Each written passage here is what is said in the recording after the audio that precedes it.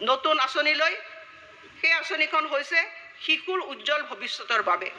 মহাশয়, ইতিমধ্যে আমি ৫,০০০টা অংগনবাড়ী কেন্দ্ৰ নিৰ্মাণৰ বাটত আছে আৰু এই বৰ্ষত আমি ১২৫০ কোটি টকা ব্যয়েৰে আন ৫,০০০টা আদৰ্শ অংগনবাড়ী কেন্দ্ৰ নিৰ্মাণ কৰাৰ কাম হাতত ল'ম আৰু ইয়াৰ ফলস্বৰূপে ৰাজ্যখনত ১০,০০০টা আদৰ্শ অংগনবাড়ী কেন্দ্ৰ নিৰ্মাণৰ আমাৰ প্ৰতিশ্ৰুতি বাস্তৱত ৰূপায়িত হ'ব।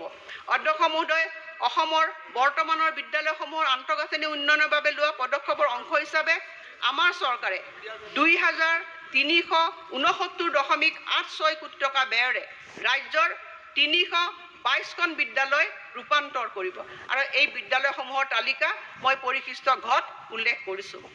বৰ্তমানে ১১৮খন চাহ বাগিচা আদৰ্শ বিদ্যালয় কাৰ্যক্ষম হৈ আছে আৰু চাহ বাগিচা অঞ্চলত আমি আন ১০০খন নতুন আদৰ্শ বিদ্যালয় স্থাপন কৰিম। ডিব্ৰুগড় বিশ্ববিদ্যালয় আৰু অন্যান্য শিক্ষানুষ্ঠানৰ ছাত্ৰ ছাত্ৰীৰ বাবে ৫০% পাঠ্যক্ৰম মাচুল জনপনী হিচাপে আগবঢ়াই আমাৰ চৰকাৰে সেল্ফ ফাইনেন্সিং স্কিমৰ অধীনত ছাত্ৰ ছাত্ৰীসকলক সহায় আগবঢ়াব।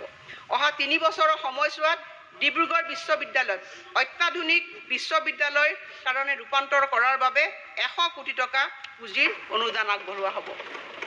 ইয়াৰ উপৰিও মই এই কথা ঘোষণা কৰিবলৈ পাই সুখী হৈছোঁ যে কৃষ্ণকান্ত সন্দিকৈ মুক্ত বিশ্ববিদ্যালয়লৈ ২০ কোটি টকাৰ পুঁজিৰ অনুদান আগবঢ়োৱা হ'ব।